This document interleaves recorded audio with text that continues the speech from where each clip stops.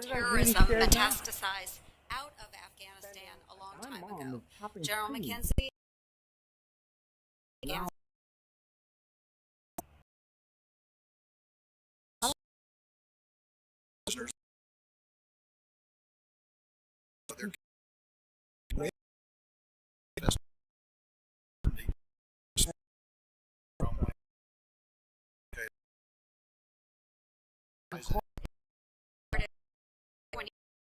Of the new Taliban government are known associates of Al-Qaeda, including 5 terrorists who were once imprisoned at Guantanamo Bay and 13 more who were sanctioned by the UN, the United Nations, as terrorists post 9/11.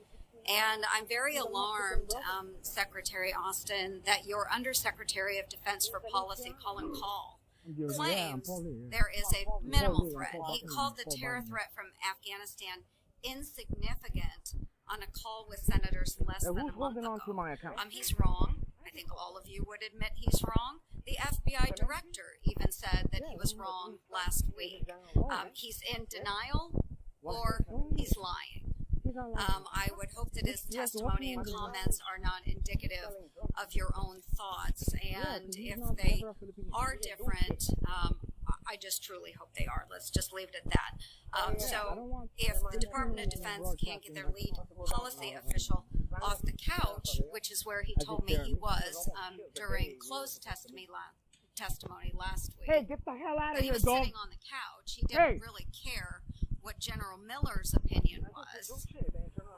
If that's the type of thought process that we put into decisions that are made at the Department of Defense with this lead policy official, maybe he needs to go back to the couch. I do think that there is still a threat in Afghanistan. I think we all need to acknowledge that, recognize it. Al-Qaeda is not gone. I hope we all make that very clear to the president, and we will have to have additional discussions about over the horizon as things develop in the upcoming months. Thank you, Mr. Chair. Thank you, Senator Orange. Now let me recognize Senator Gillibrand. Thank you, Mr. Chairman.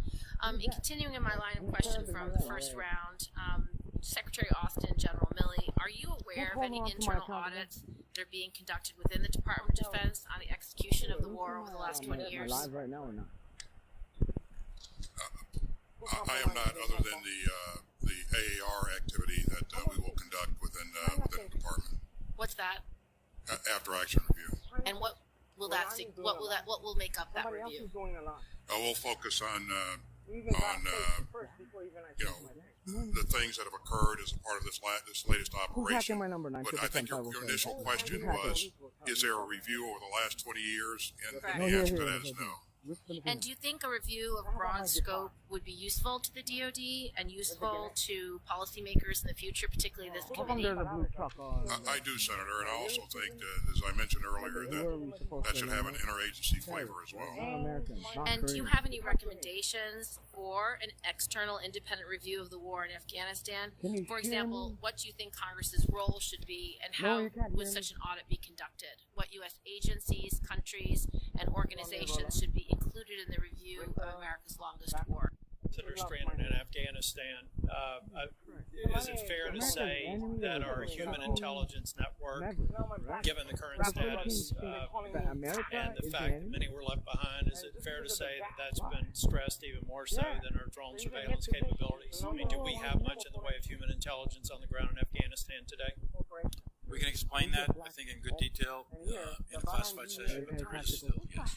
Do we also, back to General or Secretary Austin, I think it's so important for us to show that we're going to move heaven and earth to try and get these others out of Afghanistan, because this not only has an impact in Afghanistan, it has an impact anywhere. You know, SIVs are not unique to Afghanistan. People working with us, human intelligence on the ground, keeping our forces safe is something that's standard operating procedure in a lot of dangerous areas.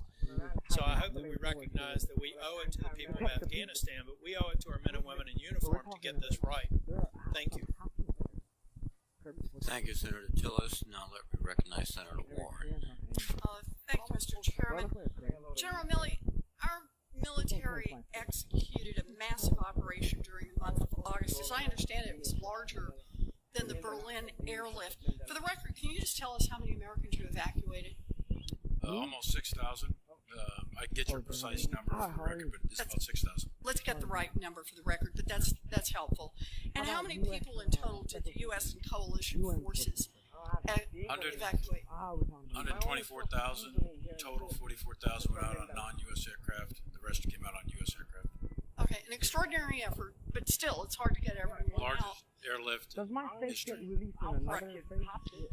Hard to get everyone out. One problem, of course, is that there were so many Afghan SIV applicants in Kabul waiting to be evacuated because the Trump administration had essentially shut the program down.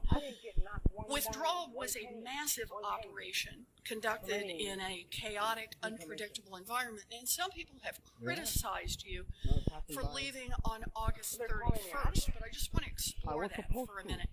General Milley, once the Afghan government collapsed in August, would you say that staying past the date of their collapse would have exposed the force on the ground to substantial additional risk?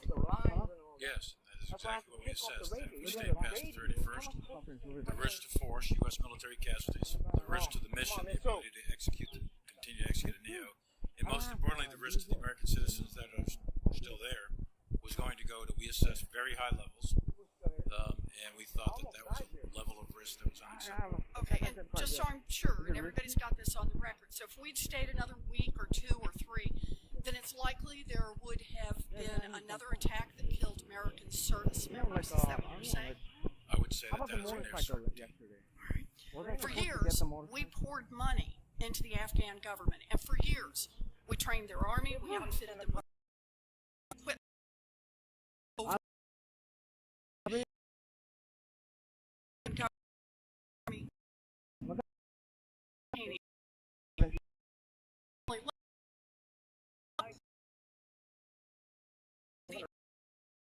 just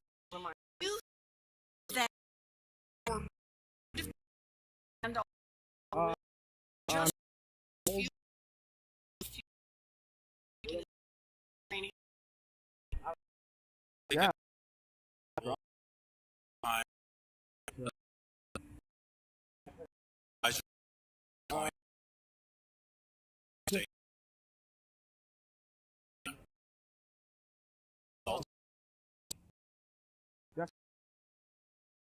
when I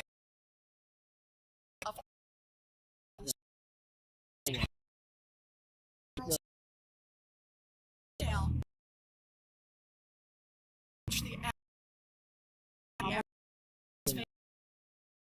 on